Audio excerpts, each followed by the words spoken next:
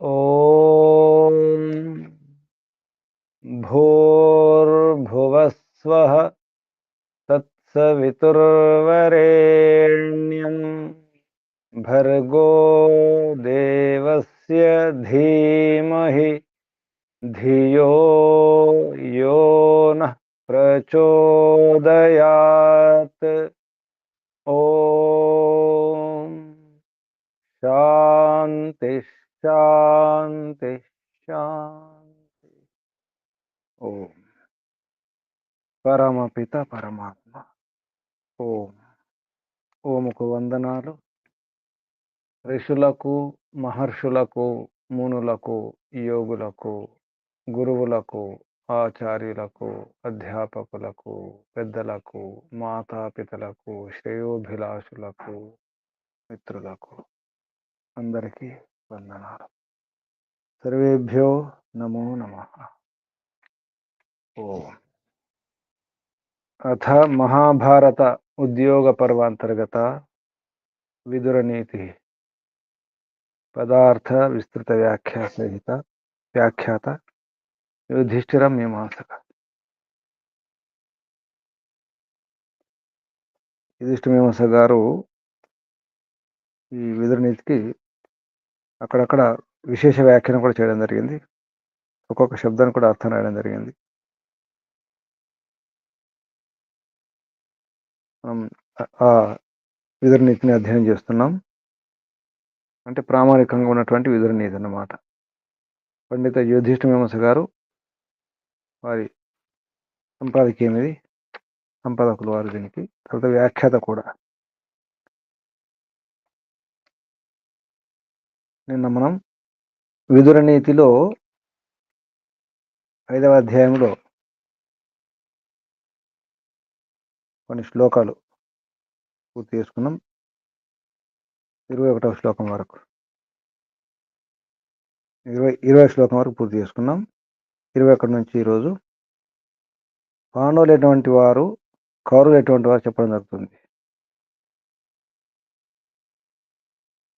నిన్న మనం నేర్చుకున్నది ఏమిటి? కుటుంబం కొరకు, వంశం కొరకు తన సుఖాన్ని వదిలిపెట్టాలి పురుషుడు. పురుషుడు అంటే ఎవరైనా వ్యక్తి. గ్రామం కొరకు తన కుటుంబాన్ని, అలాగే జనపదం కొరకు గ్రామాన్ని, ఆత్మోన్నతి కొరకు ఆత్మార్థే పృథివీం త్యజేత్. ఆత్మార్థం, ఆత్మ కొరకు, ఆత్మ ప్రయోజనం కొరకు, ఆత్మోన్నతి కొరకు పృథివీనే అంటే అందరూ వచ్చేస్తారు. అందరినీ వదిలిపెట్టాలి. వదిలిపెట్టామంటే అర్థం అది కాదు, అంటే ఉన్నతి అన్నమాట. ఆత్మోన్నతిలో అన్ని రకాల ఉన్నతి ఉంటుంది. వ్యక్తి తన ఆత్మోన్నతి చేసుకుంటే అందరి ఉన్నతి అవుతుంది. అంటే చివరికి మళ్ళీ వ్యక్తిగతంగానే ఉన్నతి చెందాలి. ఎందుకంటే వ్యక్తులు కలిస్తేనే కదా ఈ ప్రపంచం అంతా. దేశం అంటే మట్టి కాదు, దేశం అంటే మనుషులే. మనుషులు ఉంటేనే దేశం కదా. అలాగే దేశాలు ఉంటేనే ప్రపంచం. వ్యక్తున్నతి ముఖ్యం. ఆ క్రమంలో ఆపదలు అకస్మాత్తుగా ఏమైనా సంభవించవచ్చు, కష్టకాలాలు వస్తాయి. ధనం ఉండాలి. ధనం అంటే కేవలం బంగారం, డబ్బు మాత్రమే కాదు. సాధనాలు కూడా ఉండాలి. సాధనాలలో ధనం ఒక సాధనం. ఆ ధనం కూడా ఉండాలి. అయితే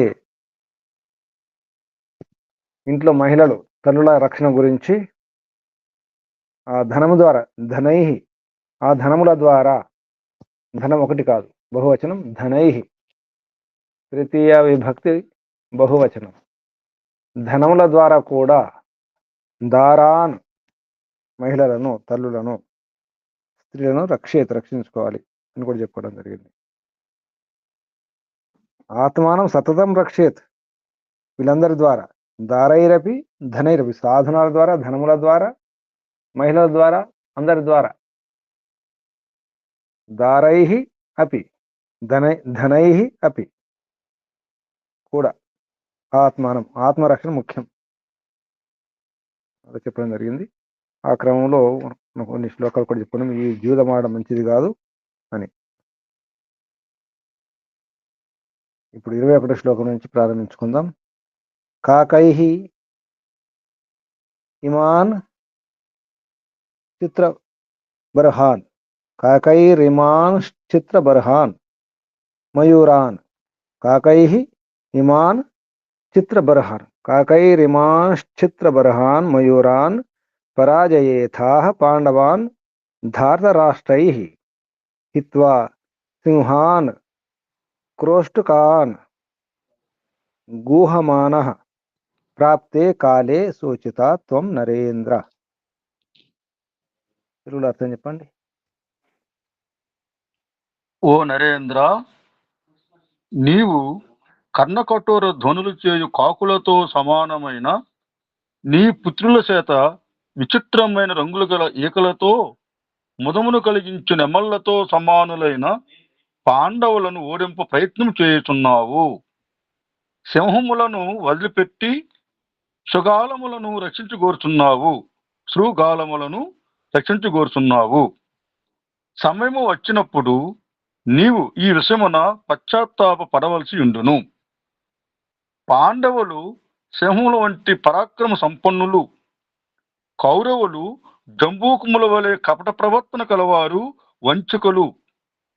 కర్ణకఠోర ధ్వనితో ఇతరులను విసిగించు కాకుల వంటి వారు కౌరవులు.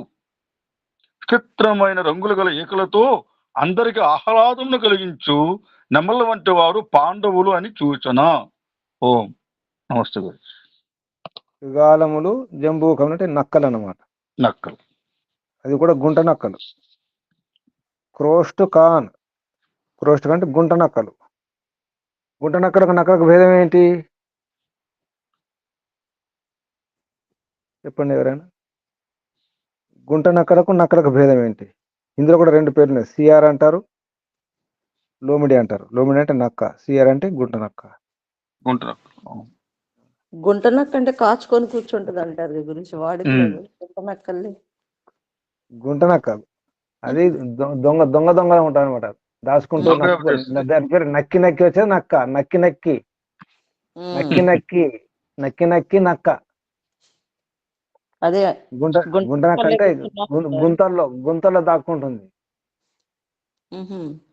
చిన్న సైజు ఉంటుంది. సైజు చిన్న ఆకారంలో చిన్నగా ఉంటుంది. చిన్న చిన్న గుంతలలో దాక్కుంటుంది. అది నక్క వినయం చూపిస్తున్నాడు అంటారు స్వామి కొన్ని చోట్ల. నక్క వినయం. ఇది గుంట నక్క, సిఆర్. గుంట నక్క అంటే చిన్న సైజు ఉంటుంది. పెద్ద నక్కలు రెండు రకాలు ఉంటాయి, గుంట నక్కలు, నక్కలు. ఒకటి కుక్కలాగా ఉంటుంది, తోక గుచ్చు కుర్చీలు ఉంటాయి కదా ఇక్కడ, ఏమంటారు, తోక పెద్ద కుక్కలాగే ఉంటుంది దానికి. కాకపోతే మూతి, దాని నోరు సన్నగా ఉంటుంది. కుక్క ఆఖరి. తోడేలు, నక్క, కుక్క సుమారు ఒకే జాతి.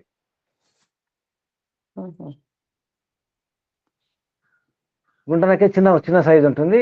అది ఎవరైనా చంపిన తర్వాత ఎండిపోయినటువంటి ఎముకలు, ఆ నరాలు ఉంటాయి, ఆ చర్మం, తోళ్ళు, వాటి తింటూ ఉంటారు అనమాట. అటువంటి వాళ్ళు అంటే ఎంత హీనంగా వర్ణిస్తున్నారంటే కౌరవులను. మీ కౌరవులు ఎవరు గుంట నక్కలు. ఎందుకు? అక్కడ శకుని కూడా ఉన్నాడు కదా, నక్కి నక్కి నక్క. శకుని వ్యవహారం ఏంటి? నక్క వ్యవహారం కదా.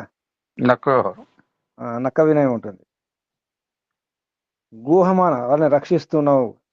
ప్రాప్తే కాలే, కాలం వస్తుంది, ఒక టైం వస్తుంది, నువ్వు ఏడవాల్సి వస్తుంది. శోచిత త్వం, నీవు ఏడుస్తావు నరేంద్ర, ఓ రాజా.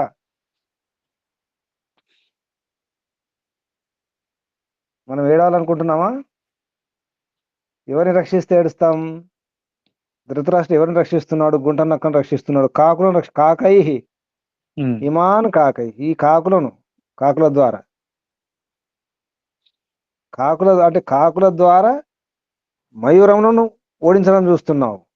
నెమళ్లను, కాకుల ద్వారా నెమలను ఓడించాలని చూస్తున్నావు. గుంట నక్కల ద్వారా, అంటే గుంట నక్కలు ఏవైతున్నాయో వాటిని రక్షించాలనుకుంటున్నావు.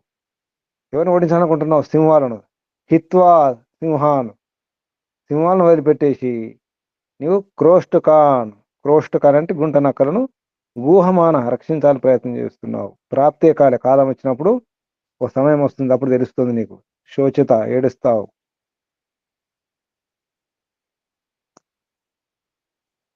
తర్వాత ఏడవకుండా ఉండాలంటే ఏం చేయాలి? మనం చెప్పేది ఇదే. మనం కాకులను రక్షిస్తున్నాం అంటే కాకుల చేత నిమలను పరాజయేత అంటే ఓడించాలని చూస్తున్నావు, ఓడించాలనుకుంటున్నావు. పరాజయేత అంటే ఓడించాలనుకుంటున్నావు. పాండవాన్ ధార్తరాష్ట్రై, స్పష్టంగా చెప్తున్నారు. పాండవులను ధార్తరాష్ట్ర అంటే ధృతరాష్ట్రం యొక్క సంతానం. ధార్తరాష్ట్రుల ద్వారా, కౌరవుల ద్వారా పాండవులను ఓడించాలని చూస్తున్నావు. పరాజయేత తప్పు. తర్వాత ఏడవాల్సి వస్తుంది, జాగ్రత్త. ఎవరైనా ప్రయత్నం చేస్తున్నారా మీరు తర్వాత ఏడవకుండా ఉండడానికి? ఇంకా 2 ఏళ్ల తర్వాత, ఇంకా 5 ఏళ్ల తర్వాత, ఇంకా 10 ఏళ్ల తర్వాత ఏడవకుండా, బాధపడకుండా, శోకించకుండా ఏమైనా యోజన, ప్రణాళిక ఉందా?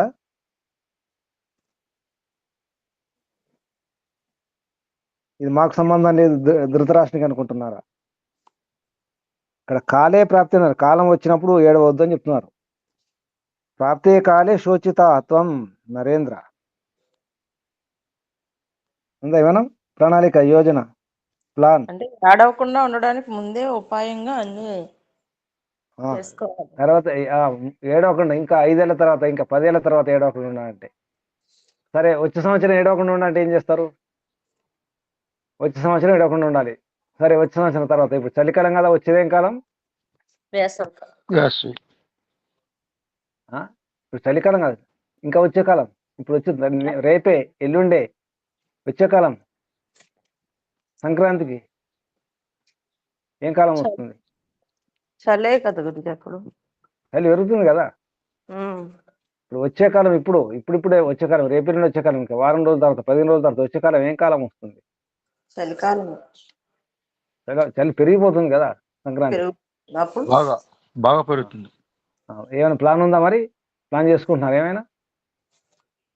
15 రోజుల ప్రణాళిక, పక్ష ప్రణాళిక ఉన్నాయా? పక్ష ప్రణాళికలు, వార ప్రణాళికలు, అసలు ఆలోచనలు ఉన్నాయా? లేవు గురించి. కొన్ని ఉంటాయి. రేపేం చేద్దాం, రేపేం వండుకుందాం, ఎల్లుండి కూర చేసుకుందాం, ఇటువంటి ఉంటాయి. కానీ తర్వాత ఎల్లుండి ఎలా ఉంటుంది వాతావరణం, తర్వాత ఏం జరగబోతుంది, తర్వాత వారం రోజులకు తర్వాత ఏ కార్యక్రమాలు ఉన్నాయి, అవి మాత్రం గుర్తుంటాయి. వారం తర్వాత ఆ కార్యక్రమాలు, ఈ కార్యక్రమాలు, వాళ్ళవి వీళ్ళవి. మీ సొంత కార్యక్రమాలు ఏంటి? ఆత్మోన్నతి గురించి ఏమైనా ఉన్నాయా? చూసుకోండి. ప్రాప్తే కాలే, ఈ వాక్యం గుర్తుంచుకోండి. ప్రాప్తే కాలే శోచిత. కాలం, సమయం ఆసన్నమైనప్పుడు ఏడవకుండా ఉండాలి. అది వారం కావచ్చు, రేపే కావచ్చు, లేదా ఈరోజు రాత్రే కావచ్చు. సరే ఈరోజు రాత్రి పడుకోవడానికి, హాయి ప్రశాంతంగా పడుకోవడానికి ఏమైనా ప్లాన్ చేస్తున్నారా? ప్రయత్నం ఈరోజు రాత్రే, రేపు తర్వాత ఉన్నాయా ప్లాన్లు ఏమైనా? ప్రశాంతంగా పడుకోవాలి, చలి లేకుండా, దోమలు లేకుండా, హాయిగా. ఉందా ప్లాన్ ఏమైనా? రేపు తెల్లవారి రేపు తెల్లవారి ప్లాను, ఎల్లుండి ప్లాను, సండే ప్లాన్లు ఉంటాయి కొందరికి. వీకెండ్ ప్లాన్లు కదా, సండే వీకెండ్ ప్లాన్లు ఉంటాయి. అలాగే అన్నీ ఉండాలి. జీవితం, జీవన భవన యోజన ఉందా? లేకపోతే ధృతరాష్ట్రంలాగా ఏడవాల్సి వస్తుంది మళ్ళీ. జాగ్రత్త. తర్వాత శ్లోకం చూడండి, 22వ శ్లోకం. యస్తాత నా క్రుధ్యతి సర్వకాల. చెప్పండి. యస్తాత నా క్రుధ్యతి సర్వకాలం భృత్యస్య భక్తస్య హితే రతస్య తస్మిన్ వృత్యా భర్తరి విశ్వసంతి నా చ ఏనమాపత్సు పరిత్యజంతి. నచ ఏనం ఆపత్సు ఆ, ఆపత్సు ఆపత్సు పరిత్యజన్ ఆపత్సు పరిత్యజంతి. పరిత్యజంతి. ఉమ్. నాయనా, ప్రభువువాడు సర్వదా తన హితమును కోరి సేవించు విశ్వసనీయ సేవకుల పైన ఎప్పుడునూ కోపించడు. అట్టి ప్రభువుని సేవకులు విశ్వసించి ఆపత్ సమయంలో కూడా వదిలిపెట్టరు. ఓం. నచ ఏనం ఆపత్సు పరిత్యజంతి.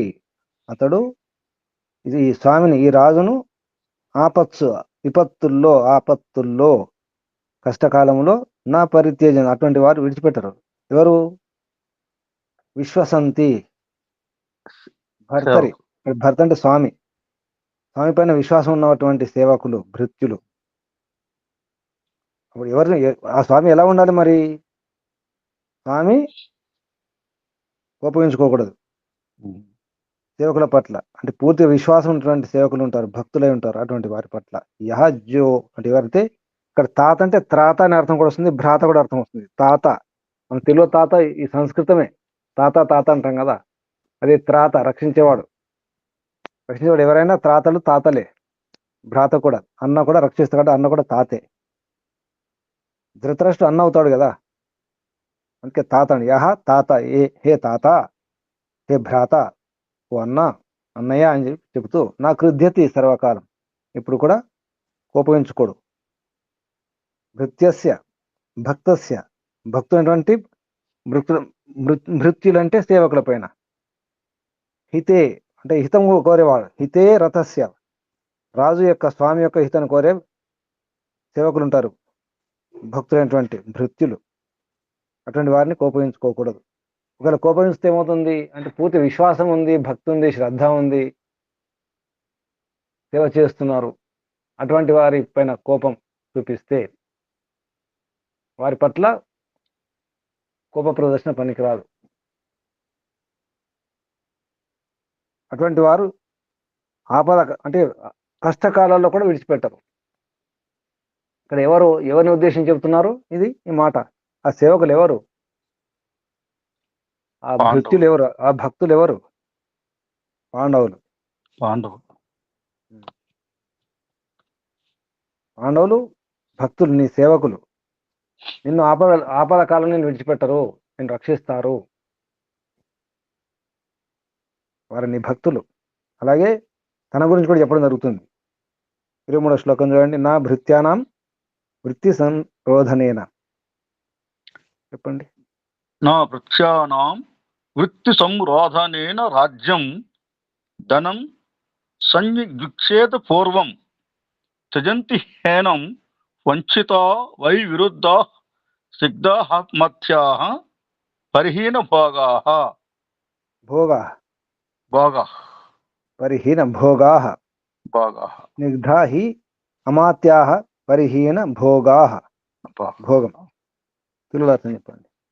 ప్రభువైన వాడు సేవకుల జీవనాధారమైన వృత్తిని ఆపివేసి పరుల రాజ్యమును ధనమును అపహరింప ప్రయత్నము చేయరాదు. ఎందువలనగా వృత్తులు పోగొట్టుకున్న ఉద్యోగులు, మంత్రులు మొదలైన వారు ఇంతకు ముందు ప్రభువుపై తమకు గల భక్తి విశ్వాసములను వదిలి వైరభావమును వహించి వానిని త్యజించెదరు. ఓం. జరిగే చెప్తున్నాను అన్నమాట. ఎప్పుడైతే సేవకుల యొక్క వృత్తి అంటే జీవన భృత్తి అనమాట. జీవన భృత్తి అంటే జీవన నిర్వహణ గురించి. వాళ్ళు బ్రతకడానికి ఏవైతే పని చేస్తుంటారో, వాళ్ళు పని చేస్తుంటే ధనం ఇవ్వడం లేదు, జీతం ఇవ్వడం లేదు, రక్షించడం లేదు, ఇటువంటి సాధనాలు ఇవ్వడం లేదు, అన్ని ఆపేసేసి ప్రభుత్వాలు ఏం చేస్తాయి? డబ్బులు ఏం చెప్పేసి జీతాలు ఆపేస్తారు కదా. అటువంటి పని కూడా చేస్తున్నారు ప్రభుత్వాలు ఇప్పుడు ఈ రోజుల్లో.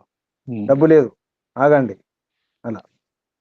అలా చేస్తే ఏమవుతుంది? అలా చేసేసి ఇతర రాజ్యాల ధనాన్ని అపహరించాలని చూస్తారు, తీసుకోవాలని చూస్తారు. అప్పుడు ఏమవుతుంది? వీళ్ళకు జీవన భృతి లేదు కాబట్టి ఎలా జీవించాలో, వాళ్ళ నిర్వహణ ఎలా బ్రతకో తెలియదు, సాధనాలు లేవు, గడివాడం లేదు. అటువంటిప్పుడు ఏం చేస్తారు? వీళ్ళు వేరే రాజు వైపు వెళ్ళిపోతారు కదా. ఎక్కడ బ్రతుకు తెరువు ఉంటే అక్కడికి వెళ్తారు ఎవరైనా కదా, వలస వెళ్ళిపోతారు. అప్పుడు ఏమవుతుంది? రాజుని విడిచిపెట్టేస్తారు కదా, విరోధులైపోతారు. నువ్వేం చేస్తున్నావు? నేను నమ్మినారు, విశ్వాస పాత్రులు పాండవులు. ఏం చేస్తున్నావు, వారికి ఇవ్వాల్సింది ఇవ్వట్లేదు, వారి జీవన భృతి, వారు ఎలా జీవించాలి అదేం చూడట్లేదు. అప్పుడు ఏం చేస్తారు పాండవులు? వెళ్ళిపోతారు, విరోధులైపోతారు, జాగ్రత్త అని చెప్తున్నారు. ఇటువంటి పని చేయకూడదు.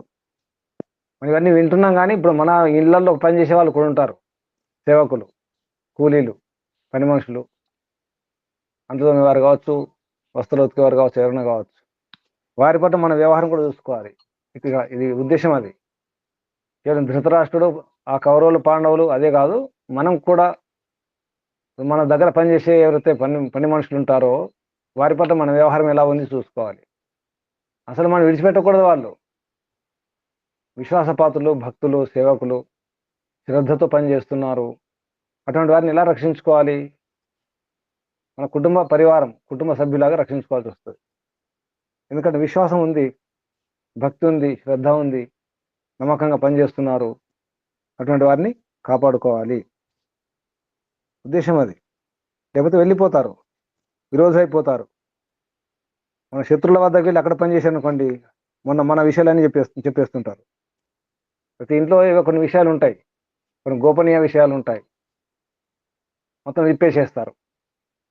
అందుకే ఈ వ్యవహారం అలాగే పని మనుషులు, సేవకులే కాదు, ఇంట్లో ఉన్నవారు, కుటుంబ సభ్యులు ఎవరైనా, బంధువులు కావచ్చు, మిత్రులు కావచ్చు, ఎవరైనా, చాలా ఇది సున్నిత విషయం. ఇది ఆలోచిస్తున్నారా? గమనించండి ఈ విషయాలు. మన ఇంట్లో మన కొడుకే కావచ్చు, తమ్ముడే కావచ్చు, బంధువే కావచ్చు, లేదా భార్య కావచ్చు, భర్తే కావచ్చు, తల్లిదండ్రులు, పిల్లలే కావచ్చు,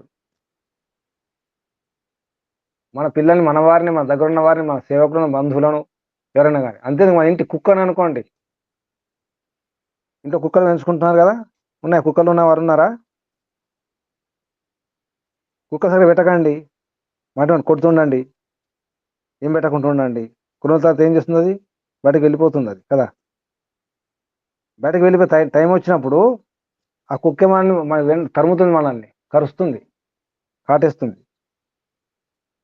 అటువంటి ఘటనలు కూడా ఉన్నాయి. పెంచుకున్న కుక్కే శ్రద్ధగా చూడపోతే, ప్రేమించకపోతే, ప్రేమ చేయకపోతే, అన్నం పెట్టడం తర్వాత దానికి ప్రేమ కావాలి, అది విశ్వాసం ఉంటుంది దానికి. మనం విశ్వసించినటువంటి మన పైన నమ్మకం ఉంచుకున్నటువంటి కుక్క అంటే విశ్వాసం గల ప్రాణి కదా. కుక్కను కూడా సరిగా చూడకపోతే వెళ్ళిపోతుంది అది. అటువంటిది మనుషులు కదా. మనుషులు ఇంకా పగ ఎక్కువ ఉంటుంది, ఈర్ష్య ద్వేషాలు ఎక్కువ ఉంటాయి, ద్వేషం ఎక్కువ ఉంటుంది. ఇంకా జాగ్రత్తగా ఉండాలి. ఇది ఒక పాఠం మనకు. తర్వాత శ్లోకం చూడండి, 24వ శ్లోకం.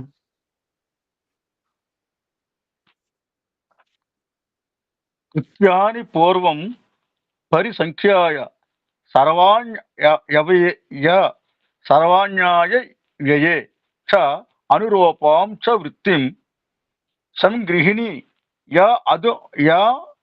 యాద్ అనురూపాన్ సహాయ సాధ్యాని దుష్కరాని. మొదట కర్తవ్యములను, ఆ యవ్యములను మరియు కృష్ణారావు గారు ఒక నిమిషం ఆగండి. కృష్ణారావు గారు, కృత్యాని పూర్వం పరిసంఖ్యాయ సర్వాణి ఆయ వ్యయే. ఆయము వ్యయం అంటే, ఆయం అంటే ఆదాయం, ఆయ వ్యయం అంటే ఆదాయం, వ్యయం అనమాట. సర్వాణి ఆయ వ్యయే, ఆదాయము వ్యయము, ఈ రెండు. చ అనురూపం చ వృత్తిం సంగృహ్ణీయాత్ అనురూపాన్ గృహణీయాత్ అనురూపాన్ సహాయ సాధ్యాని దుష్కరాణి. చెప్పండి ఇప్పుడు. మొదట కర్తవ్యములను, ఆయ వ్యయములను మరియు వృత్తికి తగు వేతనము నిర్ణయించుకొని యోగ్యులైన సహాయకులను అంటే ఉద్యోగులను నియమించుకొనవలెను. కారణము కఠినాతి కఠినమైన పరరాజ్య గ్రహణము మొదలగు కార్యములన్నీ సహాయకుల ద్వారానే ప్రభు సాధించుకునవలెను. ఓం రాజప్రబంధం అనేది లేదా యుద్ధం సమయంలో కానీ అప్పుడు అది దుష్కరం, చాలా కష్టం. దుష్కరాన్ని అటువంటి పనులు కఠినంగా ఉంటాయి. కొన్ని అసాధ్యం అనిపిస్తాయి. అటువంటి అంటే రాజ్యాన్ని పాలించడం, ప్రబంధం చేయడం, నిర్వహించడం అనేది సహాయకులు అవసరం ఉంటారు. సహాయ సాధ్యాన్ని అయితే ఎవరు ఏ పని చేయగలుగుతారు, ఎవరికి ఏ నైపుణ్యం ఉంది, కృత్యాన్ని పూర్వం వారి ముందు వాళ్ళు ఏ పని చేయగలుగుతారు, ఎంత చేయగలుగుతారు, వారి యొక్క ఆదాయం ఎంత, వారి ఖర్చు ఎంత, ఇంట్లో వారి ఆదాయం, ఆయం, వ్యయం, వారి ఖర్చు ఇంట్లో ఎవరెవరు ఉంటారు, ఎంత ఖర్చు ఉంటుంది, అంత గమనించి వారు ఏం చేయగలుగుతారు, ఎంత శక్తి సామర్థ్యాలు ఉన్నాయి, యోగ్యత ఏంటి అని గమనించి వారి వృత్తి అంటే ఇక్కడ జీతం అనేది నిర్ణయించాలట. అందరు సమాన జీతం కాదు సుమా, సమాన జీతం కాదు. వారి ఇంటి వ్యవహారం ఏంటి అది కూడా గమనించాలి. ఎంత ఖర్చు ఉంది, ఎంత ఆదాయం ఉంది, అదే కాకుండా వారు ఏం చేయగలుగుతారు, ఏ పని చేయగలుగుతారు, వారి యోగ్యత ఏమిటి. అలాగే కొన్ని కఠినమైన పనులు ఉంటాయి. అటువంటిప్పుడు అన్ని గమనించి అప్పుడు నిర్ణయించాలి అంటారు. వృత్తిని. ఇది న్యాయం నిజానికి. అంటే కొందరు భయంకర పనులు ఉంటాయి, మొత్తం ప్రాణాలు తెగించి, ఉదాహరణకు బొగ్గు గనుల్లో పనిచేసేవారు అనుకోండి, లేదా నీచాతి నిజం కొన్ని పనులు ఉంటాయి. ఇప్పుడు మలమూత్రాలు శుద్ధి చేసేవారు ఉంటారు, పారిశుద్ధ్య పనివారు ఉంటారు, పారిశుద్ధ్య కార్మికులు, అంతా గమనించి చేయాలి. అలాగే నీటిపారుదల శాఖలో పనిచేసేవారు ఉంటారు, పాములు, తేళ్లు, అడవిలో వెళ్తే రకరకాల ప్రాణ భయం ఉంటుంది. ఇప్పుడు కూడా వాళ్ళకు జీతాలు ఎక్కువ ఉన్నాయి, తెలుసా మీకు అది? నీటిపారుదల శాఖ, ఇరిగేషన్ డిపార్ట్మెంట్లో ఎక్కువ జీతాలు ఉంటాయి. విషయం తెలుసా ఎవరికైనా? నేను ఆలోచించాను, అసలు ఇరిగేషన్ డిపార్ట్మెంట్ జీతాలు ఎందుకు ఎక్కువ ఉండాలి? చాలా ఎక్కువ ఉంటాయి. అలాగే కరెంట్ డిపార్ట్మెంట్ కూడా, ఎలక్ట్రిసిటీ, వాళ్ళు కూడా జీతాలు ఎక్కువే, ఇక్కడ ప్రాణాలు పోతాయి, ప్రమాదం కాబట్టి. అంటే ఇప్పుడు కూడా ఇవన్నీ గమనిస్తున్నారు. అంటే దాని అర్థం ఏంటి? వారు ఏమేమి చేయగలుగుతారు అంటే ప్రాణాలు పోయే అది కూడా ఉంటుంది. అందుకే ఇప్పుడు సైనికులు ఉన్నారనుకోండి, సైనికులకు అన్ని ఏర్పాట్లు చేస్తారు అన్ని రకాలుగా. అసలు వాళ్ళ ఖర్చే ఉండదు, ఉన్న జీతం ఉన్నట్టు పంపించవచ్చు సైనికులు. అన్ని మొత్తం అంతా ప్రభుత్వం చూసుకుంటుంది, అన్ని ఏర్పాట్లు. తర్వాత వచ్చిన తర్వాత కూడా భూమి ఇస్తుంది, మళ్ళీ ఉద్యోగం ఇస్తుంది, అన్ని ఇస్తుంది. వాళ్ళ పిల్లలకు కూడా తర్వాత సీట్లు కూడా దొరుకుతాయి. మాజీ సైనికుల పిల్లలకు ఇన్ని ఏర్పాట్లు చేస్తారు. ఇటువంటిది అన్నమాట అది. కృత్యాన్ని పూర్వం పరిసంఖ్యాయ అంటే లెక్కించినమాట, లెక్కగట్టి తెలుసుకొని అర్థం. సంఖ్య అంటే సంఖ్య, సరిగా జ్ఞానం అని అర్థం. అన్ని వైపుల నుంచి ఆలోచించి సరిగా లెక్కగట్టి పూర్వం ముందే సర్వాణి ఆయ వ్యయే, అన్ని ఆయం అంటే ఆదాయం వ్యయాలు చూసుకొని దానికి అనుకూలంగా వృత్తిని అంటే ఈ ఎంత ధనం ఇవ్వాలి, ఎంత జీతం ఇవ్వాలి అనేది నిర్ణయించాలంటున్నారు ఇక్కడ. ఇది అంటే సాధ్య అసాధ్యాన్ని చూసుకోవాలి. అంటే సహాయ సాధ్యాన్ని అంటే సహాయకులు ఏం చేయగలుగుతారు, సహాయ సాధ్యములను కూడా చూసుకొని గమనించి చూడాలి. అనుకూలంగా ఉండాలి. ఇది తర్వాత 25వ శ్లోకం.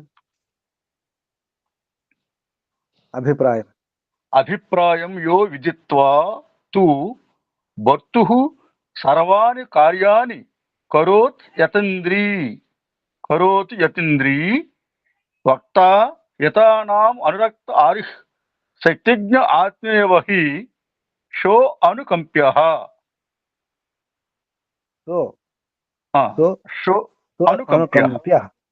అభిప్రాయం విడదీస్తే సంధిచ్ఛేదం చేస్తే అభిప్రాయం యహ విదిత్వా తు భర్తుః సర్వాణి కార్యాణి కరోతి అతీంద్రి సర్వాణి కార్యాణి కరోతి అతీంద్రి వక్త హితానాం అనురక్తః ఆర్యః శక్తిజ్ఞః ఆత్మ ఇవ. అది ఆత్మ ఇవ అవుతుంది. అది విడదీస్తే ఆత్మేవ విడదీస్తే సంధి విచ్ఛేదం చేస్తే ఆత్మా ఇవ హి సహ అనుకంప్య విడదీస్తే సో అది సహ అవుతుంది. సహ అనుకంప్య. చెప్పండి.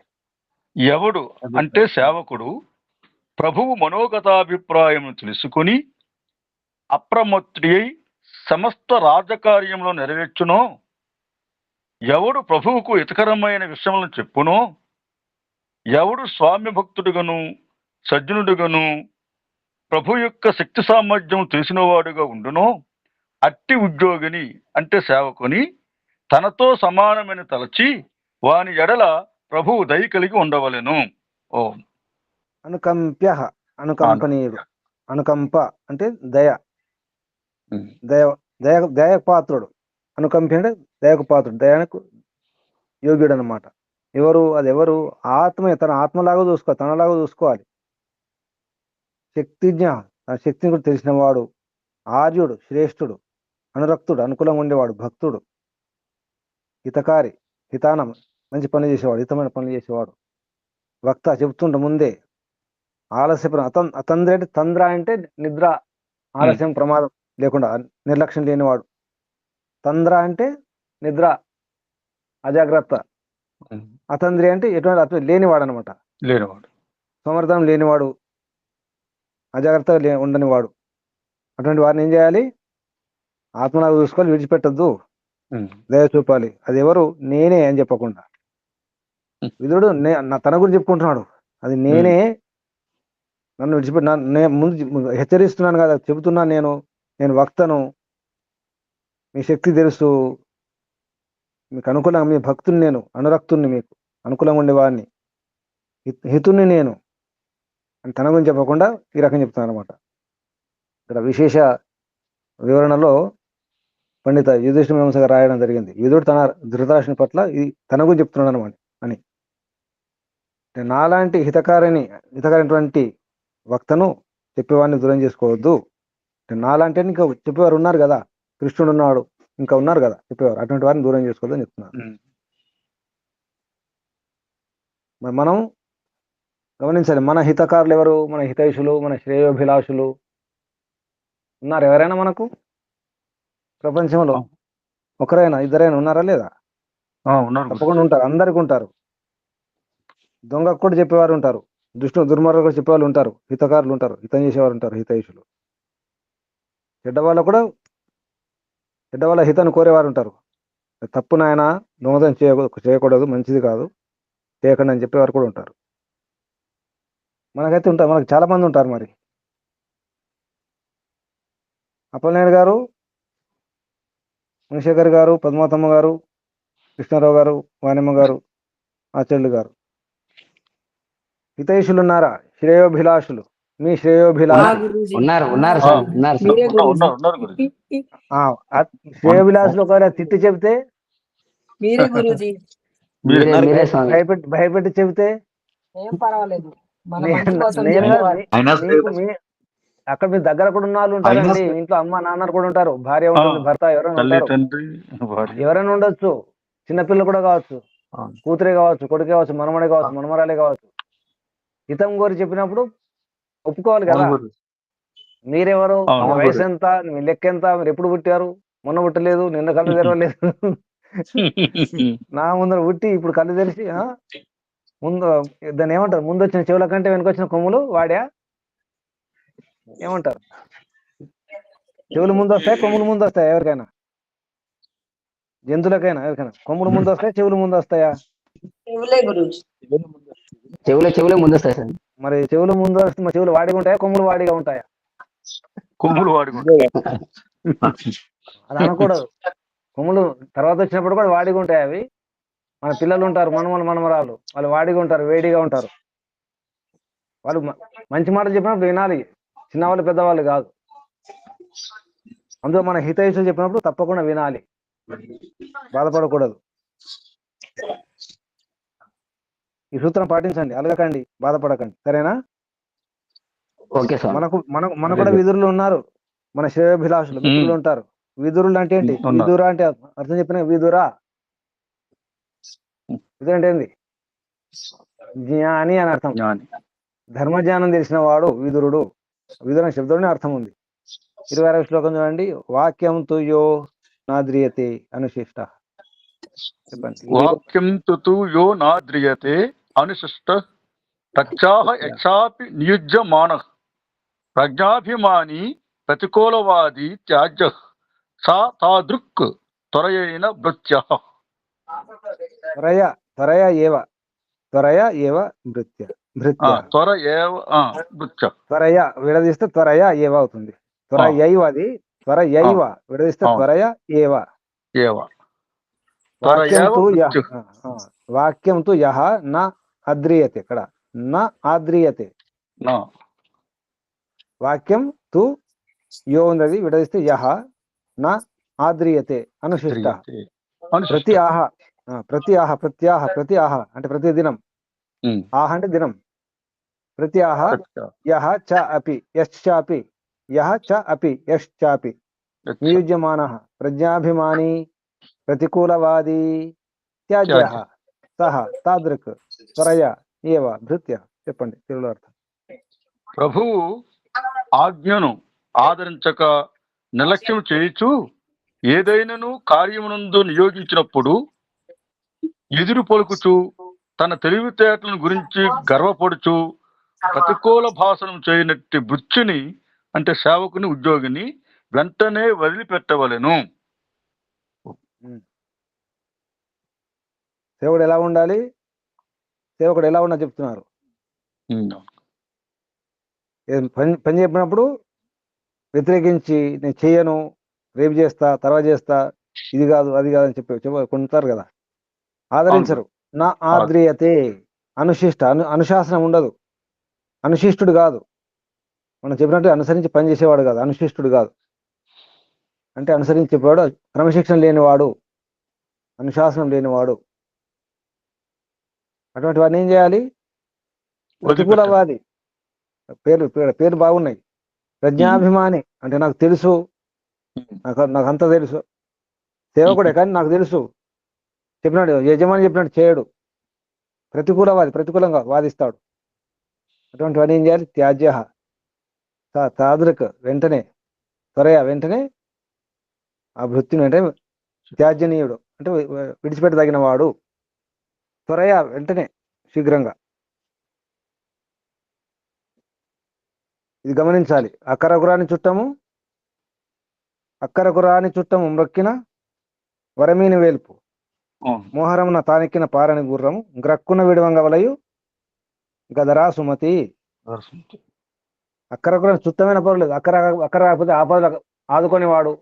చుట్టమైతే బంధువు అయితే ఏమి లాభం? ఒకసారిగా 2 సార్లు, ఎన్నోసార్లు 10 సార్లు కూడా కష్టకాలంలో ఆదుకునే వాళ్ళు ఉంటారు కొందరు.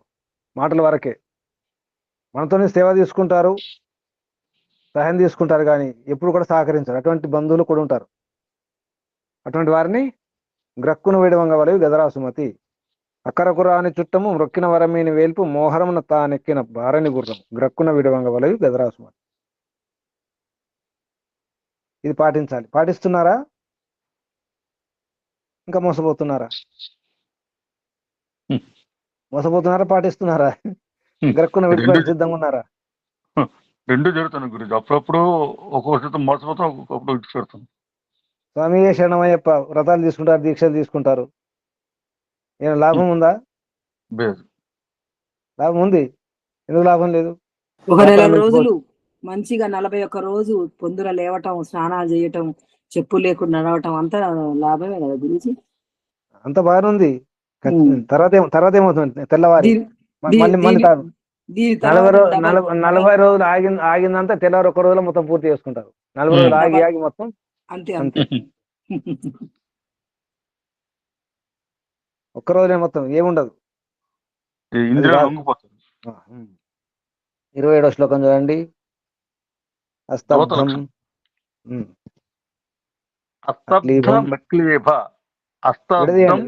విడదీయండి.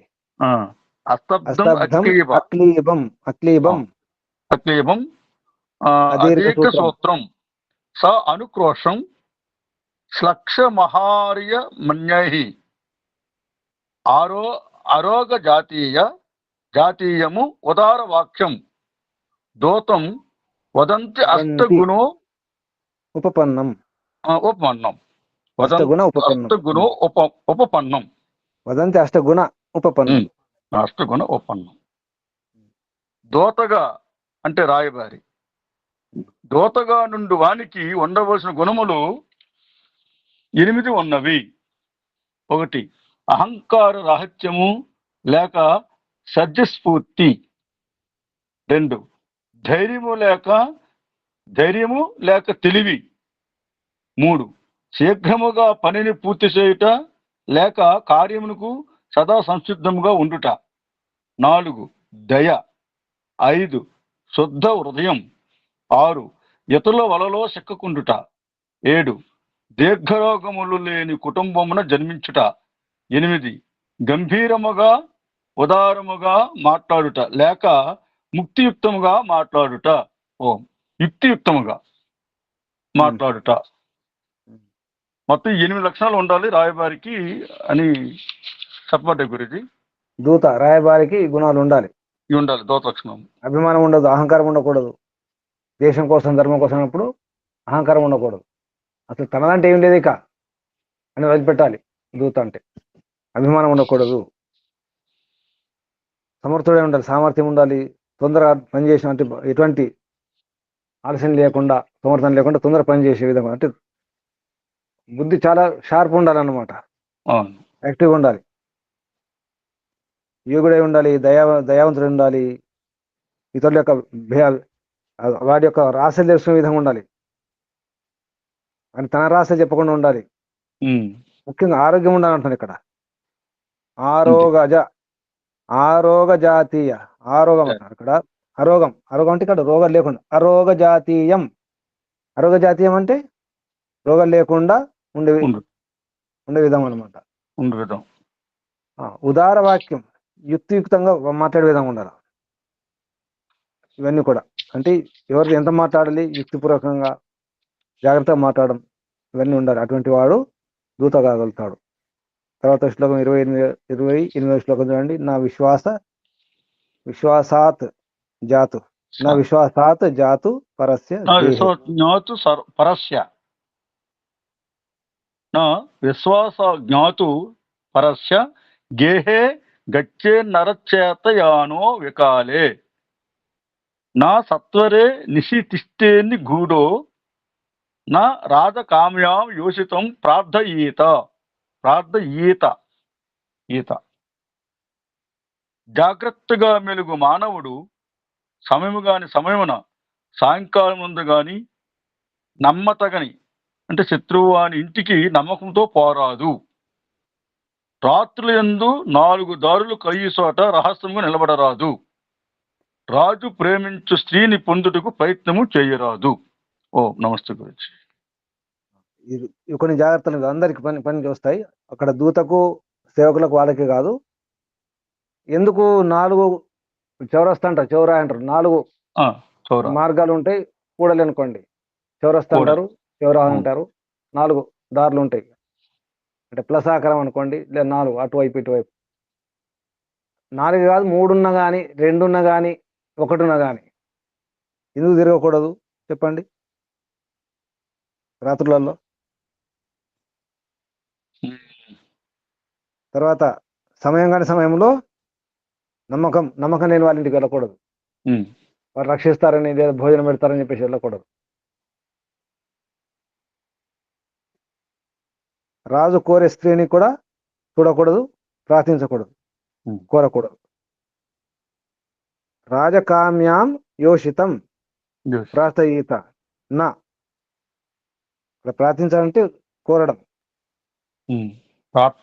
అవుతుంది. వారిని స్తుతించకూడదు కూడా. రాజు కోరే స్త్రీని స్తుతించకూడదు, మెచ్చుకోకూడదు, పొగడకూడదు, ప్రార్థించకూడదు, ఏది అడగకూడదు. ఈ లోతు విషయాలు ఆలోచించండి. ఎందుకు రాత్రులు తిరగకూడదు ఒంటరిగా 4 దారుల్లో మధ్యలో, ఆ కూడలిలో? అలా ఉంటే ఏమవుతుంది? మీరు 4 దారులు మధ్యలో ఉంటే నలువైపు నుంచి వచ్చేస్తే ఏం చేస్తారు? మీరు ఎటు వెళ్తారు?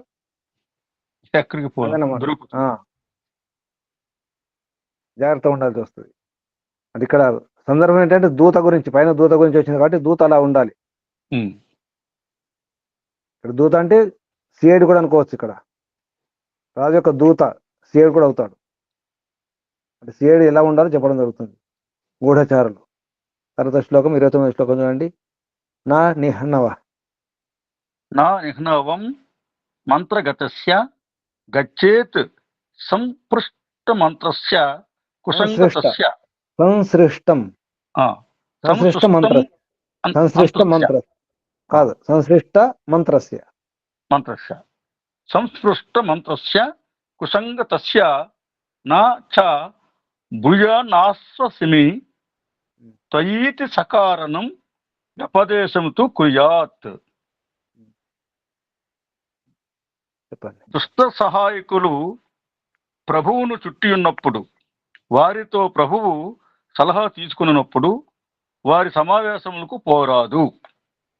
ఒకవేళ పోయినను నాకు మీ మీద విశ్వాసం లేదని చెప్పకూడదు. యుక్తితో ఏదైనా నెపం చూపి అచ్చటి నుండి తొలగిపోవలెను. ఓం. ఉన్నదన్నట్టు చెప్పు, రాజులకు ఉన్నదన్నట్టు చెప్పకూడదు. తప్పించుకొని నేర్చుకోవాలి. తప్పించుకో తిరుగువాడు ధన్యుడు సుమతి. ధన్యుడు సుమతి. ఇప్పటికీ ఇది ప్రస్తుతం, అప్పటికా మాటలాడు అన్యుల మనములు నొప్పించక తానువ్వక తప్పించుక తిరుగువాడు ధన్యుడు సుమతి. ఈ విద్య వచ్చా ఎవరికైనా? తప్పించుక తిరుగువాడు ధన్యుడు సుమతి అంటే నాకు మీ మీద నమ్మకం లేదని నేరుగా చెప్పకూడదు రాజులకు, అధికారులకు. ఏదో పని ఉంది అని చెప్పేసి తప్పించుకోవాలన్నమాట. ఏదో కారణం చెప్పేసి తప్పించుకోవడం మంచిది. ఇక్కడ మంత్రగత అంటే ఇక్కడ ఆలోచన అనమాట. ఆలోచించేటప్పుడు మనం ఉన్న విషయం చెప్పలేము. ఒకసారి సత్యం కూడా చెప్పడం బాగుండదు. అటువంటిప్పుడు ఏం చేయాలి? మౌనంగా ఉండాలి, అక్కడి నుంచి వెళ్ళిపోవడం మంచిది. ఇది ఒక ఉపాయం. అబద్ధం చెప్పలేము, సత్యం చెప్పలేము. అప్పుడు ఏం చేయాలి? అక్కడి నుంచి వెళ్ళిపోవాలి, వెళ్ళిపోవాలి. అక్కడ ఉండకూడదు. నిజం చెప్పడం కష్టం, అబద్ధం చెప్పలేము, నిజం చెప్పలేము. అలా. ఇంకా 30 శ్లోకం. ఘృణి రాజా పుంశ్చలి రాజభృత్య పుత్రో భ్రాత. చెప్పండి. ఘృణి రాజా పుంశ్చలి రాజభృత్య పుత్రో భ్రాత విధవా బాలపుత్ర సేనాజీవి చ ఉద్ధృత భూతిర్ ఏవ వ్యవహారేషు వర్జనీయ శురేతే.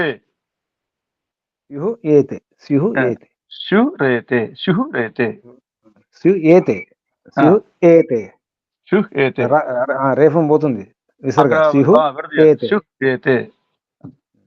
ఈ క్రింద పేర్కొనబడిన వారికి ధనమును ఇచ్చిపుచ్చుకుని వ్యవహారము పనికిరాదు. 1 అధిక దయాళువు, 2 ప్రభువు, 3 వ్యభిచారియగు స్త్రీ, 4 రాజసేవకుడు, 5 పుత్రుడు, 6 సోదరుడు, 7 చిన్న బిడ్డల గల విధవ, 8 సైనికుడు, 9 సర్వమును పోగొట్టుకున్నవాడు, పై వారికి ఇచ్చిన ధనము అంటే రుణము తిరిగి రాకపోవచ్చును. ఇచ్చి చూడండి, ప్రయోగం చేయండి. ఈ ప్రయోగం చేసి చూడండి. ఎవరికైనా కొడుకు అప్పిస్తారా? కొడుకు ఇచ్చుకోండి. కొడుకు అప్పు ఇచ్చుకోండి. తమ్మునికి కానీ అన్న కానీ అప్పు ఇచ్చుకోండి. చిన్నపిల్లటువంటి విధవ, భర్త లేడు, చిన్నపిల్లలు ఉన్నారు, అప్పు ఇచ్చుకోండి. సైనికులకు లేదా పోలీసు వాళ్ళకు అప్పు ఇచ్చుకోండి. వేషలకు అప్పు ఇచ్చుకోండి. అన్ని రకాలు ఉన్నోళ్ళే ఇట్లే రప్పిస్తే ఇంకా కష్టం. అంత పోగొట్టుకున్న వారికి, మొత్తం అంతా దివాళా తీసిన వారికి అప్పు ఇచ్చుకోండి. అలాగే రాజవ్యవహారం కూడా అంతే. రాజవ్యవహారం కూడా ఇటువంటివి ఉండాలి. రాజు కూడా అలా ఇటువంటివన్నీ గమనించాలి అన్నమాట. ఇక్కడ ఘృణి అనే శబ్దం ఉంది. ఘృణి అంటే అర్థం సిగ్గుపడేవాడని అర్థం. సిగ్గుపడే రాజు ఘృణి రాజా. ఆ సిగ్గుపడే రాజు ఏం చేస్తాడు చెప్పండి? రాజు సంకోచిస్తాడు. సిగ్గుపడే గుణం ఉందనుకోండి, అటువంటి రాజు లేదా అధికారి అవ్వడానికి వీలవుతుందా? సిగ్గుపడతాడు. వాళ్ళేమనుకుంటారో వీళ్ళేమనుకుంటారో లోకాపవాదు అని సంకోచం ఉంటుంది. అటువంటి వాడు ఏం చేయగలుగుతుంది? శిక్ష వేయగలుగుతాడా? శిక్ష వేయలేడు. ఒక నేరస్తుడు నేరం రుజువైనప్పుడు కూడా ఏమో వాడు ఏమైనా అనుకుంటాడేమో, బాధపడతాడేమో అనుకుంటే శిక్ష వేయగలుగుతాడా? ఇక్కడ ఆ విషయం కూడా తీసుకున్నారు. ఘృణీ రాజా పుంశ్చలి. ఘృణి అంటే లజ్జ, సిగ్గున్నటువంటి రాజు. ఇక్కడ పుంశ్చలి అంటే వేశ్య అని అర్థం, పురుషులతో తిరిగేది. పుం అంటే పురుషుడు, పుంలింగం అంటాం కదా, పుల్లింగం మనం, అవును. పుంలింగం చలి. పుంసత్వం. చలి అంటే నడిచేది, పురుషులతో వెళ్ళేది అనమాట. పురుషులతో వెళ్ళే వేశ్య అని అర్థం వస్తుంది. అలాగే రాజభృత్య, రాజు, అలాగే రాజభృత్యులు ఉంటారు, రాజు దగ్గర పనిచేసేవారు, రాజ ఉద్యోగులు, వాళ్ళకు కూడా. ఇక్కడ ప్రభుత్వ ఉద్యోగులు అని అర్థం వస్తుంది, కానీ ప్రభుత్వ ఉద్యోగులకు ఇవ్వడం మంచిదే. ప్రభుత్వ ఉద్యోగులకు రుణం ఇస్తే ఎటు పోదు ఇప్పుడు ఈ రోజుల్లో, కానీ అప్పుడు అలా కాదు. ఇవి కొన్ని జాగ్రత్తలు చెప్పడం జరిగింది. తర్వాత 8 గుణాల గురించి 31, ఈ 32, ఈ ఇంతకుముందు శ్లోకాలు వచ్చినాయి. 1వ అధ్యాయంలో 104, 3వ అధ్యాయంలో 53వ శ్లోకంలో వచ్చినటువంటి 31. అష్టౌ గుణా పురుషం దీపయంతి ప్రజ్ఞా చ కౌల్యం చ శ్రుత తమశ్చ.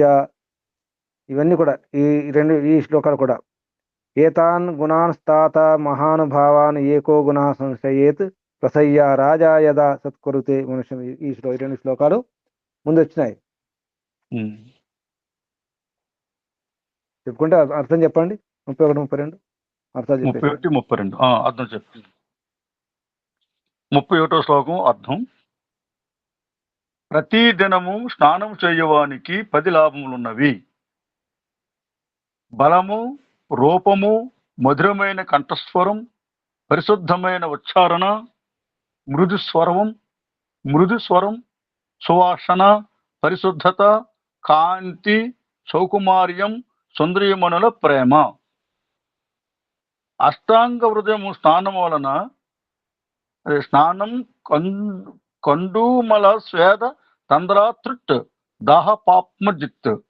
అష్టాంగ హృదయం స్నానం వలన జల, మురికి, చెమట, మైకము, దాహము, కడుపులో మంట, అపశగనములు తొలగిపోవునని ఆయుర్వేదము చెప్పుచున్నది. అది 33 చెప్తున్నారు. అది 33 శ్లోకం యొక్క అర్థం అది. అంటే ఇక్కడ ఇచ్చేసారు గురించి. అయితే ఇప్పుడు 31, 32 శ్లోకాలు ఆల్రెడీ ముందు వచ్చాయి. ఇవి వచ్చాయి. 1వ అధ్యాయంలో 104, తర్వాత 3వ అధ్యాయంలో 53, అది 31 శ్లోకము. తర్వాత 3వ అధ్యాయం 54వ శ్లోకము. ఇప్పుడు ఇది 32వ శ్లోకం. ముందు వచ్చింది 3వ అధ్యాయంలో 54 శ్లోకం వచ్చింది. ఇది వచ్చింది మీరు చెప్పేది ఇప్పుడు 33 శ్లోకం అర్థం చెప్పారు. ఇది 31, 32 శ్లోకాలకు అర్థం లేదా? ఉంది గురించి. 31 ఇంతవరకు సుందరమోహన్ ప్రేమ వరకు వచ్చింది. ప్రతిదినం స్నానం చేయవానికి 10 లాభాలు ఉన్నాయి. కాదు, అది 33. అది గుణాదశ స్నానశీలం భజంతే 33. అది గుణాదశ స్నానం చేయాలి. 31కి ఇచ్చారు గురించి. అయితే మనము ఇక్కడ దీని అర్థం ఇక్కడ అక్కడ కూడా ఇవ్వకపోవచ్చు. 1వ అధ్యాయం 104వ శ్లోకం లేదా 3వ అధ్యాయం 53వ శ్లోకం చూస్తే సరిపోతుంది. అక్కడ వెనక్కి వెళ్ళి చూసుకుంటే అయిపోతుంది. 32 శ్లోకాలు వరకు మనం పూర్తి చేసుకుంటే ఈరోజు రాపిద్దాం. ఓం శుభం. ఏమైనా సందేహాలు ఉంటే అడగండి. ఏమైనా అర్థమైందా ఈరోజు?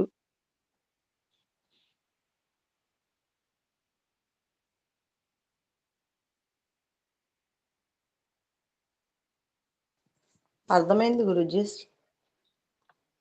రాబోయే దుఃఖాలు జాగ్రత్తగా తీసుకోవాలి, మంచి వాళ్ళని కాపాడుకోవాలి, మంచి సేవకుల్ని, మన పట్ల విశ్వాసం, శ్రద్ధ, భక్తి ఉన్న వాళ్ళని కాపాడుకోవాలి, ఆత్మలాగా చూసుకోవాలి. హెచ్చరిస్తారు అటువంటి ఆయన బాధపడద్దు. ముఖ్యంగా ముందు జాగ్రత్త ఉండాలి. రేపు, ఎల్లుండి, తర్వాత రాబోయే దుఃఖాలు, కష్టాలు రాకుండా చూసుకోవాలి. ప్రాప్తే కాలం వచ్చినప్పుడు మనం ఏడవకుండా ముందే జాగ్రత్త ఉండాలి, నేర్చుకోవాలి. అది ముఖ్యం. అదే స్వామి ఈ రోజు మరీ ముఖ్యంగా ఆ విషయాన్ని తెలుసుకున్నాం. యోగ దర్శనంలో ముఖ్యంగా సూత్రం ఉంది దానికి. యోగ దర్శనంలో హేయం దుఃఖం అనాగతం, రాబోయే దుఃఖం రాకుండా చేసుకోండి. హేయం విడిచిపెట్టండి. విడిచిపెట్టదగిన ఏంటి? అనాగత దుఃఖాలు అంటే రాబోయే దుఃఖాలు. అనాగతం అంటే భవిష్యత్తు రాబోయే దుఃఖాలు ఉంటాయి. వాటిని రాకుండా చేసుకునే అవకాశం ఉంటుంది. గతంలో దుఃఖాలు ఉన్నాయి, పోయినాయి. ఇప్పుడు ఏం చేస్తారు చెప్పండి? ఏడిస్తే లాభం? గతంలో దుఃఖాలు కష్టాలు వచ్చాయి, గతంలో కడుపు నొప్పి వచ్చింది, పోయింది. ఇప్పుడు ఏం చేస్తారు? ఏడుస్తారు.